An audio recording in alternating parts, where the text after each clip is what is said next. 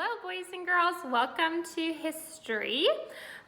We are going to talk about what your week looks like for history, and it's a 4-day week because of Easter, which I'm so thankful for Easter. And this week for history, you're going to be completing a study guide for me. So next week, you will be taking an assessment, and the assessment will be on everything we've talked about for the Road to Revolution. So think of the Tea Act, the Boston Tea Party. Think about Quartering Act, all the acts and all the taxes that were put on the colonists by England in order for them to pretty much want to fight back and get into the Revolutionary War. So think back to why did the British put all these taxes on? Well, because the British had such war debt from the French and Indian War, otherwise known as the 7 Years' War.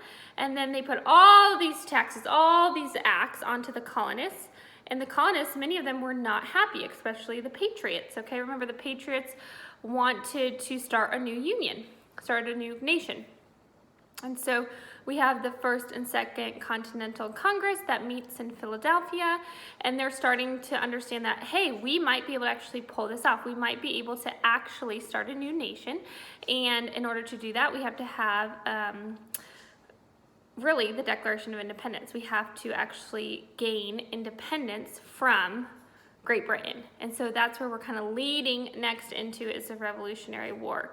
Okay, so that's why we talk a great deal about the Declaration of Independence. That's why you memorize the preamble.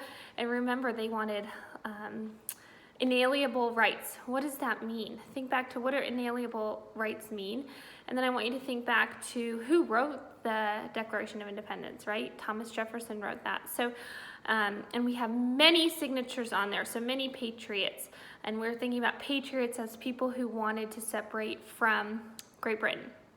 Also think back, one of your questions on the study guide is, would you rather be a patriot, a loyalist, or neutralist? So think about the loyalists are people who were loyal to the crown. They were loyal to England. They did not want to separate from England. And then the patriots wanted to, okay?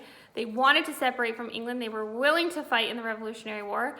And then think about the neutralists were kind of indifferent. They could go each way. Many of them did not believe in war. Many of them didn't have a strong enough opinion to go either way. And so they kind of were what we like to call neutralists or neutral, okay? So one of my last questions on the study guide is, would you be a patriot, a loyalist, a neutralist, and why? And I really want you to think about that. If you could put yourself in those shoes of the time, which one would you be, okay?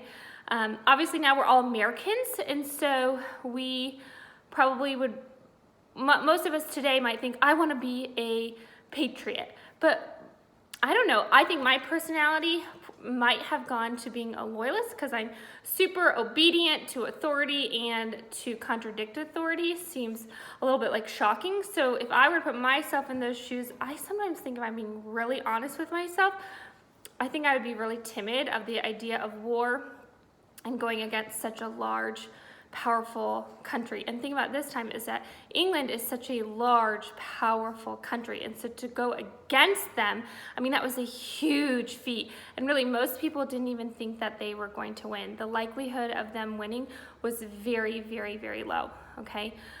So they were definitely the underdogs. So on our page, I'm going to kind of talk you through this. There is a Google Doc. If you're going to use the Google Doc, I just want you to make a copy of it before you start typing. If you start typing, everybody's going to see your answer. So make a copy of it and then put your name on it, and then you can start typing. You are welcome to share that with me. You do not need to, okay? If you're not using a Google Doc, just put it on a piece of paper, write down the answers, okay? Now, here's the thing. You're like, Mrs. Nyberg, I'm not turning this in. This is your study guide. If you don't do this, the problem is that next week when you have the assessment, you're not going to know what to study or what's going to be on the assessment. So, boys and girls, I want you to take ownership. You're in 5th grade. We're at the end of 5th grade, going into 6th grade. I want you to take ownership, and I want you to do the study guide. I want you to review it. And I put on there to review it on Tuesdays and Thursdays. Those are like technically in our schedule history days. So maybe do it on Tuesday, review it on Thursday. I will have the answer key up on Thursday. So for your first part of the review, you can start checking your work. please do not just print out the answer key and study it from there, because the way that we study is actually by digging for answers. If we just simply get the answer key, we're not gonna know why those answers are correct. So I want you guys to dig, go through your notes, go through your doodle pages, go through your timeline, dig. On Thursday, check your work, and then I want you to study. Study again maybe on Saturday, study again maybe on Tuesday. And then next week I'll kind of show you and share with you how the assessment's gonna go, but it's really like an honor system. And so I know that we are all honest people and that God calls us to be honest people. So I'll kind of walk you through that. It's gonna be on Google Forms. It's not super long. It's really not really at depth like we would do in class. So rest assured there, I don't want you to stress about that, but it's something that I do want you to prepare for. Okay, I love you all. Have a great history. If you have questions, email me, let me know. Again, if you want to share, you can still take a picture and upload it, or you can still share your document with me, but you do not need to, okay? Have a great day. Bye.